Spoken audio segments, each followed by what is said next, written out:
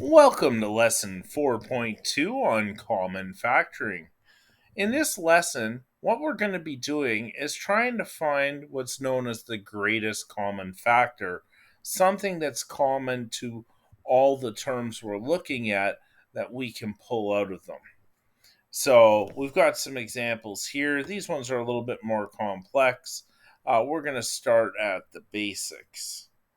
So, what are the factors of 60?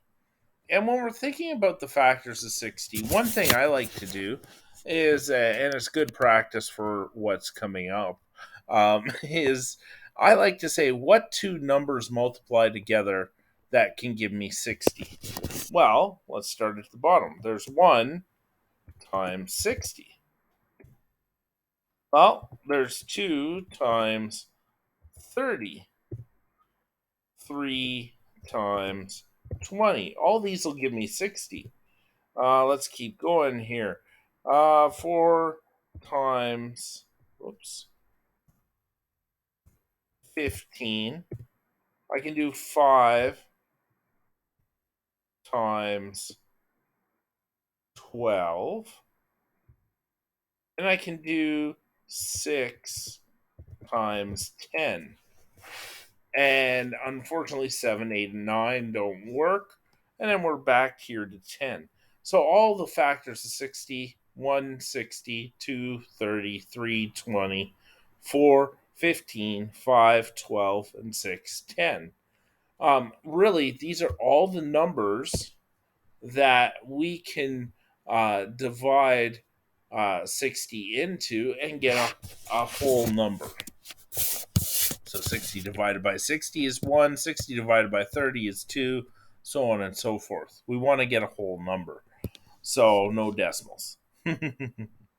So those are all the factors of 60. In other words, these are all the things that 60 is divisible by.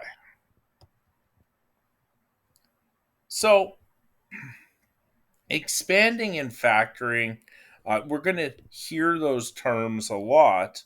And what we need to know is that they're opposite functions. So, for example, if we had two binomials like we did in lesson 4.1 using the distributive law, we expanded them by multiplying them through and then simplifying. Well, factoring is just the exact opposite of that. It's saying, okay, what is this divisible by this so that we can have two binomials? And we'll get there, but we're not going to quite do that yet. First off, what we're going to do is we're going to take a look at some examples here, and we're just going to try and find the greatest common factor. So, 2x plus 2, if I'm looking for the greatest common factor, what I'm looking for is the largest terms I can pull out of these two terms here. What's common to them? Well, I'll start with my coefficients. Well, 2 and 2. So I can pull 2 out. I can factor out 2. 2. Now I go after my coefficients. I'll go to my variables. This first term has an x, the second one does not. So we can't pull any x's out of both terms. So 2 is the best that we can do. Now all we do is see what's left over. 2x divided by 2 is just x. And then 2 divided by 2 is just 1. So we pull the 2 out. And if we wanted to check to make sure this works, we just use our distributive law and go 2 times x. Oh, that'll give me 2x. 2 times 1. Oh, that's going to give me 2. So it all worked out. All right, let's look at another example. And this one, we have x squared minus 2x. So we'll follow the same process. Look at our coefficients. Remember, if there's nothing in front of your variable, in this case x, if there's nothing in front of it, it's a ghost 1. So we never put 1x squared. It's just implied if you see the x squared that it's 1x squared. So I'll take that out. So our coefficients are 1 and minus 2. We can't factor anything out of it. Factoring out 1 does not work because you just have the exact same expression. 1 times anything is just whatever you're multiplying 1 by. So we're not going to pull a 1 out. So we'll look at our terms. And here we want to see what's the highest power of the variable x that we can pull out of both terms. Well, this one's an x squared, so it's divisible by x or x squared. But minus 2x, well, there's only one single x here. It's to that phantom 1 again. So all we can pull out of this equation is x. X squared divided by x, our quotient exponent laws tells us that's going to be 2 minus 1, so just x to the 1, or x. And minus 2x divided by x is going to cancel out my x's. I'm just going to be left with 2. So our greatest common factor, common to both those terms, was just x. All right, now let's try and combine this. And with this one here, I'm actually going to suggest you pause it and try it just to see if you have it. All right, hopefully you were able to pause the video. Let's take a look at this. So 35x to the fourth power plus 7x squared. So we start off with our coefficients. What can we pull out of both 35 and 7? What's the highest number that both 35 and 7 are divisible by? Well, in this case, it's 7. And when we do that, we're left with 35 divided by 7 is 5. And I'm just, go back there. And I'm just going to do this here. 7 divided by 7 is 1. I'm going to leave the 1 there for right now. And I'm not done. I've only pulled out my coefficients. Now I look at my x's. I've got x to the fourth and x squared. So what's the highest power of x that both these terms are divisible by? Well, in this case, it's x squared. X squared will divide into 7x squared, and x squared will divide into 35x to the fourth. So we're going to pull out x squared. Now, x to the fourth divided by x squared, we use our quotient rule again, and that tells us that's going to be x squared. And x squared divided by x squared is just going to be 1. So this is what we're left with. 7x squared was the greatest common factor, common to both those terms, and we're left with 5x squared plus 1. Once again, if we wanted to double check that, we could expand it. 7x squared times 5x squared, 7 times 5 is 35. X squared times x squared is going to be x to the fourth power. And then 1 times 7x squared is going to be, 7x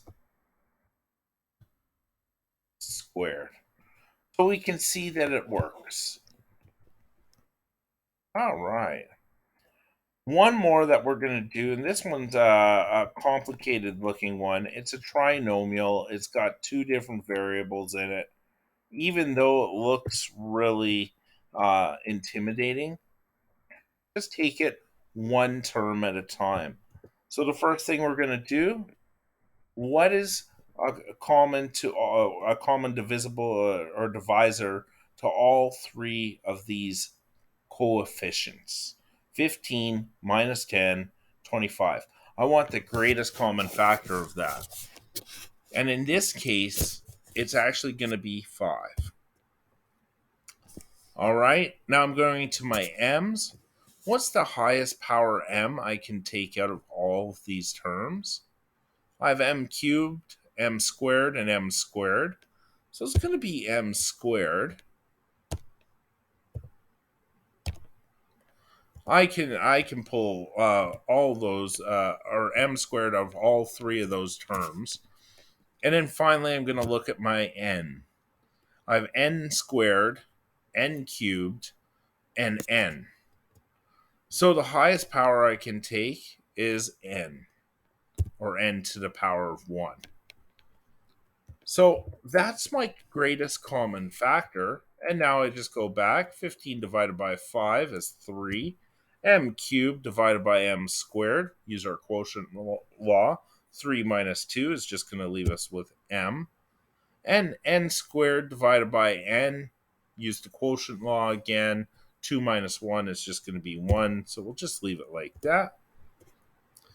Go to the next term now. Minus 10 divided by 5 is minus 2. M squared divided by m squared, those are going to cancel right out.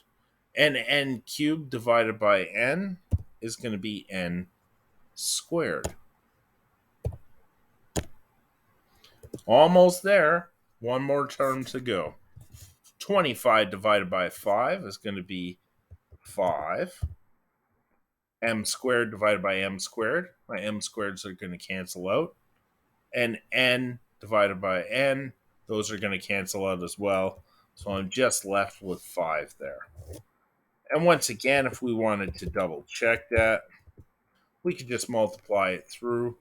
5 times 3 is 15. M squared times m is going to be m cubed. And n times n is going to be n squared. Oops. Squared. And minus 2 times 5 is going to be minus 10. 1 times m squared is going to be m squared. There's a phantom 1 that we have in there. So m squared. And n times n squared is going to be n cubed. So far we're doing good here. Last term. 5 times 5 is going to be 25. And then m squared times 1 is just going to be m squared. And n times 1 is just going to be n. So we can see 15 m cubed n squared minus 10 m squared n cubed plus 25 m squared n. Perfect. So this, in fact, was fully factored. All right. So there's some common factoring for you. I encourage you to try this little puzzle here. It'll help you just work on your common factoring skills. Take care. We'll see you in lesson 4.3.